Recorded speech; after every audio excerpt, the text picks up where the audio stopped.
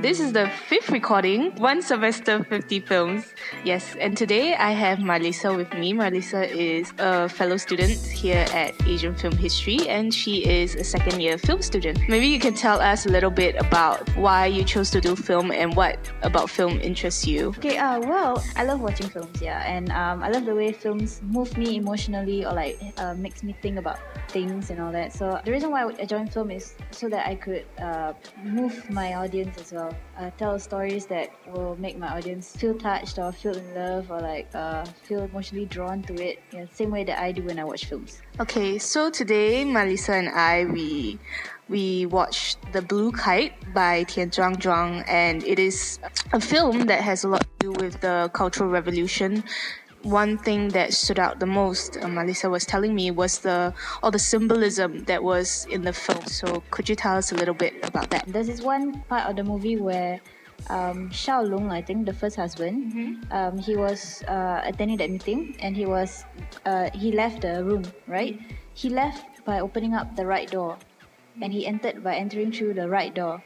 And then and I found it really interesting because he's a rightist. Is that the term? Yeah, he's a rightist, and maybe Tian Zhuang really deliberately make him exit and enter through the right door instead of the left door, or it mattered to him to show that the Xiao Long is a rightist. So I found that really interesting. All the symbolisms in there. You were also saying something about the firecrackers as well. How that was symbolizing something to come afterwards. Yeah, I was telling you about how the second husband, right, and the wife. At the beginning when they met, there were firecrackers, Happy New Year, and then the firecrackers exploded in front of them, and there were just two of them on the screen and the firecrackers in between. So it's it's like sparks, in between them. So it's sparks, love equals to love, and that's how it gave us clues to how they will sort of fall in love with each other towards the end or something, how they end up together. We also saw objects or having a sort of symbolic significance, like the head of the horse that fell and the red cloth as well. And I think there were names written on it because in a certain scene, the protagonist, I'm not sure if she's the protagonist, but the main character, she was looking at the cloth together with her second husband, or the guy who was soon to be her second husband, Lee, and she was saying that she was naming a few people on the cloth, and she was saying, oh, this guy has passed away. And I think the cloth was, now that I remember, it was at their wedding, and people wrote down their names. And so you can see all these people who are affected by the Cultural Revolution one by one. So I guess red, obviously is a sign of the Communist Party, as well as blood and all these things. It's funny how their names were written on the red cloth, and they end up being dead afterwards. Yeah, it's kind of morbid, but it's funny. Yeah, it's interesting. So what about the headless horse? What do you think about that? Oh wow, I was actually surprised when the head of the horse dropped, until I interrupted you and said, what dropped, right? Yeah, I was really surprised because they were singing the political song, right? They were singing some song to, appease Chairman Mao, something, and then suddenly the head dropped. So I don't really know what the horse means, or what's the significance of the horse, but having the head to drop, it might mean something negative, about the political system or what. Maybe it's a clue right from the beginning that this story was to sort of criticize the communism in China, maybe. For me, I felt interesting that it was the male horse's head that dropped, because they come in a pair.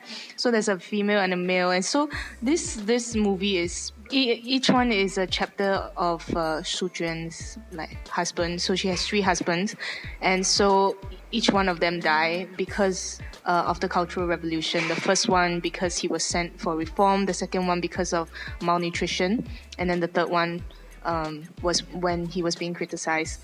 So yeah, it's symbolic about how these men in their lives eventually die because of the revolution. Because the female job is only to take care of the family, and the guys are always involved in politics, how politics will kill them in the end. So the female winning, yeah. But she doesn't seem to win. Yeah, I know, that's really sad.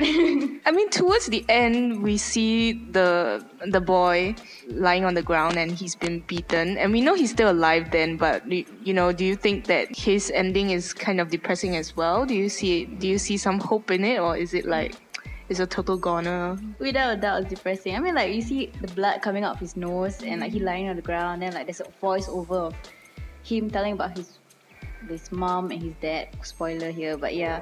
And then like, I don't know, like, I feel like there's no hope for him, you know. I mean, we are rooting for him, like we want him to have a good life, but after all this, like, it's like no chance. So what about the song? The song that was playing in the last scene when we don't really know what happens to him, and it's a song that he's been singing all the while.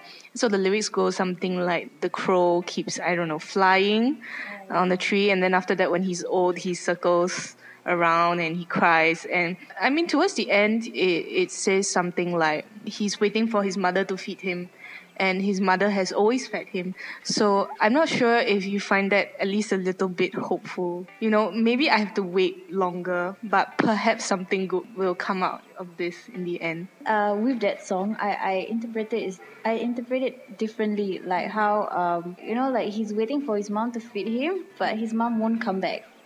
That's what I get from it, and that's why to me it's depressing, and like, it's unsatisfying. I really want to yeah.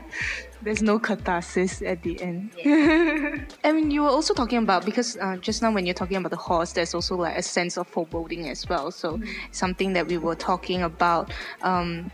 For me, I realized that there's this part where his mother receives a letter, and it's dark, it's at night, and he's playing at his friend's house.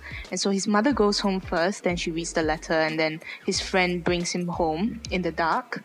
And so he's like leading him through the dark. And I'm not sure if there's any symbolism in that, but you do get a sense of foreboding, and like something is going to happen. And true enough, when he opens the door, he sees his mom crying because his dad had died. And we're also saying that a lot of things happen very silently, that it heightens the tension, right? Yeah, can you bring up a few of that? It was one meeting where the guy suddenly drops dead, and like there's liquid like coming out from his head. Not just coming out from his head, but it was behind his head, but it looks as if it was coming out from his head. I think that was ink, right? Was it ink or like coffee? Or yeah, I think he killed himself, yeah. But I thought he poisoned himself, or like somebody, or something like that, yeah. Like through his drink or something, yeah. But yeah, when he dropped dead, it was really silent, right? Like, it was really tension and all that. Like, we didn't know what to do. We just like had to stare at him lying down on the ground. And that's why they changed the scene to something else. So it was really abrupt, right? It was really shocking. Also, when his the second husband died, and it was also quite silent how he had a stomach ache, and then after that he just dropped. So it's not like those kind of big war movies, and there's a lot of fighting. I mean, there are people protesting in the streets and things, but the most significant parts of the film are in a very silent sort of atmosphere. Also, when his uncle's girlfriend gets captured, it's also a very quiet but very traumatizing thing. And you don't know what happens to her, but something really bad happened. Yeah. Okay. And we are also talking about the blackouts that happen, and also the abrupt changing of scenes. So there were 3 times where in his house there are blackouts, and after that the scene either changes or the scene continues to be, but the blackouts seem very sudden and there's no precedent for it. The blackouts were like a sign also, right? Like a sign that something, like a bad news was coming. Like, the first blackout was when they had a family dinner, and then right after that it cut to the uncle having his eye checked, and he was told that he was going blind. So I think those blackouts were like telling us that, oh, there's a bad news coming right after this, like preparing us. It happens for the second part, the second blackout, where the mom received the letter and suddenly it blacked out, and then it cut to the little boy returning home and then looking at his mom cry and all that, and finding out that his dad died. Yeah, all those blackouts are, I don't know, maybe it's like to tell us it's like a sign that something bad is happening, and like tell us that, okay, this is gonna happen, prepare yourself, and then it happened.